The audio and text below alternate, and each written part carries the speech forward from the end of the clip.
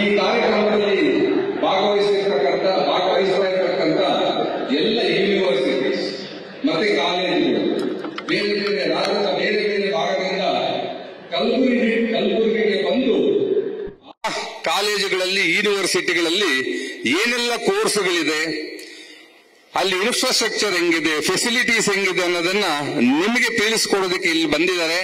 ಅವರಿಗೂ ನಾನು ನನ್ನ ಧನ್ಯವಾದಗಳನ್ನ ತಿಳಿಸ್ತಾ ಇದ್ದೀನಿ. ಮತ್ತೆ ಈ ಈವೆಂಟ್ ನ ಆರ್ಗನೈಸ್ ಮಾಡಿದಂತ ನ್ಯೂಸ್ ಫಸ್ಟ್ ಮತ್ತೆ ಆಡ್6 ಟೀಮ್ಗೆ, ಎಂಟೈರ್ ಟೀಮ್ಗೆ I would like to thank them all for organising such a wonderful event.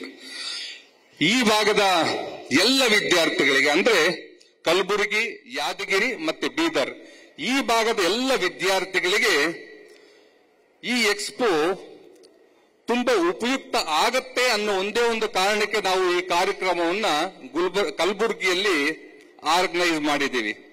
2002ರಲ್ಲಿ VTU education conclave ಮತ್ತೆ ಎಕ್ಸ್ಪೋ ನಾವು ಇಲ್ಲಿ ಮಾಡಿದ್ವಿ. ಅದಾದ ಮೇಲೆ 2 ವರ್ಷ ಆದಮೇಲೆ ಮತ್ತೆ ಕಲಬುರಗಿಯಲ್ಲಿ ಈ ತರದ ಒಂದು ಕಾರ್ಯಕ್ರಮ ನಾವು ಮಾಡ್ತಾ ಇದ್ದೀವಿ. ನಮಗೆ ಈ ಕಾರ್ಯಕ್ರಮ ಮಾಡ್ತಾ ಇರೋದು ಸಂತೋಷ. ಜೊತೆಗೆ ನೀವೆಲ್ಲರೂ ಇಲ್ಲಿ ಏನು ಬಂದಿದ್ದೀರಾ, ಒಳ್ಳೆ ಮಾರ್ಕ್ಸ್ ತಗೊಂಡು ಡಿಸ್ಟಿಂಕ್ಷನ್ ತಗೊಂಡು ಮುಂದೆ ಒಳ್ಳೆ ಒಳ್ಳೆ ವಿದ್ಯಾಸಂಸ್ಥೆಗಳಲ್ಲಿ ಓದುವಂತವರು.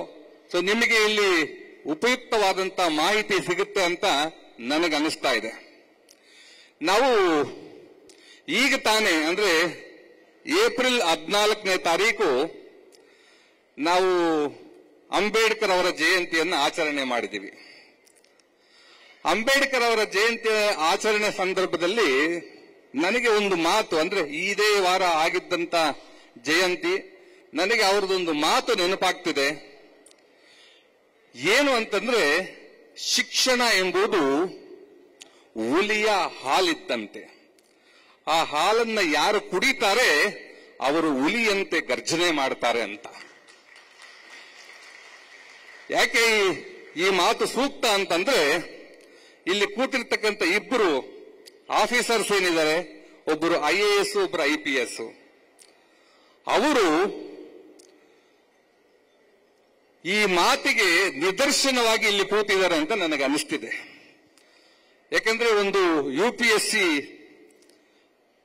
ಎಕ್ಸಾಮ್ ಕ್ಲಿಯರ್ ಮಾಡಬೇಕು ಅಂತಂದ್ರೆ ಅದಕ್ಕೆ ನಿರಂತರವಾದ ಶ್ರಮ ಮತ್ತೆ ಪ್ರಯತ್ನ ತುಂಬಾ ಮುಖ್ಯ.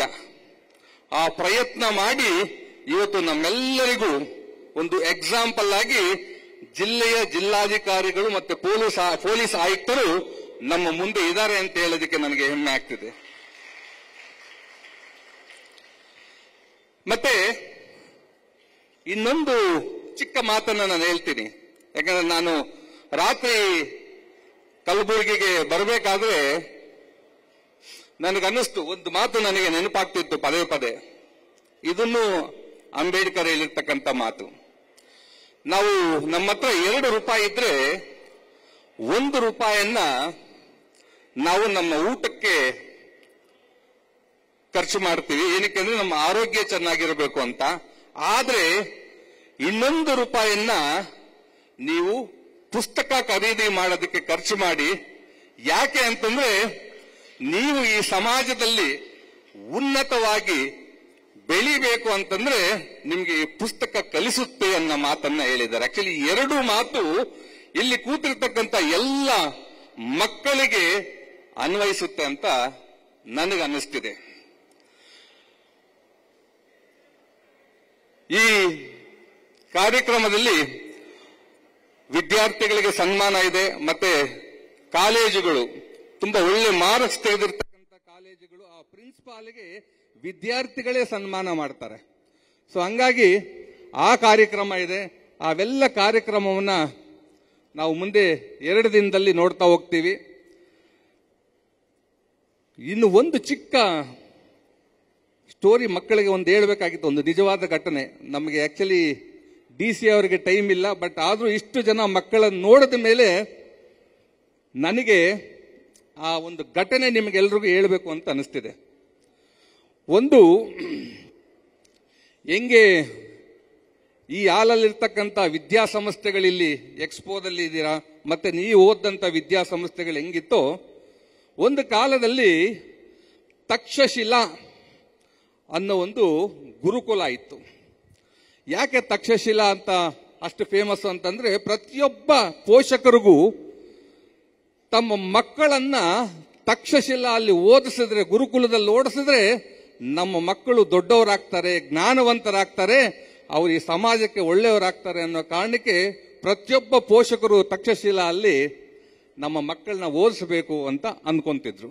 ಹಂಗೆ ಒಂದು ತಾಯಿ ತನ್ನ ಮಗನನ್ನ ತಕ್ಷಶಿಲಾ ಅಲ್ಲಿ ಓದಿಸೋದಿಕ್ಕೆ ಕರ್ಕೊಂಡು ಹೋಗ್ತಾರೆ. ಕರ್ಕೊಂಡು ಹೋದಾಗ ಗುರುಗಳು ವಿದ್ಯಾರ್ಥಿಗಳಿಗೆ ಪಾಠ ಮಾಡ್ತಿರ್ತಾರೆ. ಪಾಠ ಮಾಡ್ತಿರ್ಬೇಕಾದ್ರೆ ತಾಯಿ ಹೋಗಿ ಕೇಳ್ತಾರೆ. ಯಾಕಂದ್ರೆ ಇಲ್ಲಿ ತುಂಬಾ ಜನ ಪೋಷಕರು ಇದ್ದಾರೆ, ವಿದ್ಯಾರ್ಥಿಗಳು ಇದ್ದೀರಿ, ಶಿಕ್ಷಣ ಸಂಸ್ಥೆಗಳು ಇದೆ, ಎಲ್ಲರಿಗೂ ಅನ್ವಯ ಆಗುವಂತ ಒಂದು ಈ ಘಟನೆ, ನಿಜವಾದ ಘಟನೆ ನಾನು ನಿಮ್ಮ ಮುಂದೆ ಹೇಳ್ತಾ ಇದ್ದೀನಿ. ಹೋಗಿ ಗುರುಗಳನ್ನ ಕೇಳ್ತಾರೆ, ನನ್ನ ಮಗನಿಗೆ ತಾವು ಪಾಠ ಹೇಳ್ಕೊಡ್ಬೇಕು ಗುರುಗಳೇ, ನನ್ನ ಮಗ ಈ ಗುರುಕುಲದಲ್ಲಿ ಓದಬೇಕು ಅಂತ ಹೇಳಿದಾಗ ಗುರುಗಳು ಆ ವಿದ್ಯಾರ್ಥಿಯನ್ನ ಕರೆದು ಆ ವಿದ್ಯಾರ್ಥಿಯ ಒಂದು ಕೈಯನ್ನ ನೋಡ್ತಾರೆ. ನೋಡ್ಬಿಟ್ಟು ವಾಪಸ್ ಕಳಿಸಿ ಹೇಳ್ತಾರೆ ಆ ತಾಯಿಗೆ, ನಿನ್ನ ಮಗನಿಗೆ ನಾವು ವಿದ್ಯಾಭ್ಯಾಸ ಕೊಡಕ್ಕಾಗಲ್ಲ ಅಂತ. ಯಾಕೆ ಗುರುಗಳೇ ಅಂತ ಕೇಳ್ತಾರೆ.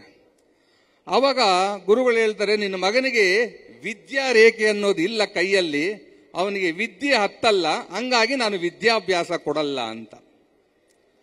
ಸೊ ಇದನ್ನ ಕೇಳಿಸ್ಕೊಂಡಂತ ತಾಯಿ ತುಂಬಾ ದುಃಖ ತಪ್ತರಾಗಿ ಅಲ್ಲಿಂದ ಈಚೆ ಬಂದು ಗಳಗಳನೆ ಅಳ್ತಿರ್ತಾರೆ. ತಾಯಿ ಅಳುತ್ತಿರೋದನ್ನ ಮಗ ನೋಡ್ತಾನೆ. ಅರೆ, ನಮ್ಮ ತಾಯಿ ಅಳ್ತಿದೆ, ನನ್ನ ಗುರುಕುಲದಲ್ಲಿ ಶಿಕ್ಷಣ ಕೊಡ್ಸಕ್ಕಾಗ್ಲಿಲ್ಲ ಅಂತ, ನಾನೇನಾದ್ರೂ ಮಾಡಬೇಕು ಅಂತೇಳಿ ಮತ್ತೆ ಗುರುಗಳ ಹತ್ರ ಹೋಗ್ತಾನೆ. ಇದೇ ವಿದ್ಯಾರ್ಥಿ ಗುರುಗಳ ಹತ್ರ ಹೋಗಿ ಗುರುಗಳಿಗೆ ತನ್ನ ಕೈಯನ್ನ ತೋರಿಸಿ, ಗುರುಗಳು ಕೋಪದಲ್ಲಿರ್ತಾರೆ, ಇವನು ಮತ್ತೆ ವಾಪಸ್ ಹೋಗಿದ್ದನ್ನು ನೋಡಿ ತನ್ನ ಕೈಯನ್ನ ತೋರಿಸಿ, ಗುರುಗಳೇ ವಿದ್ಯಾರೇಖೆ ಅಂದ್ರೆ ಹೆಂಗಿರುತ್ತೆ ಹೇಳಿ ಅಂತ.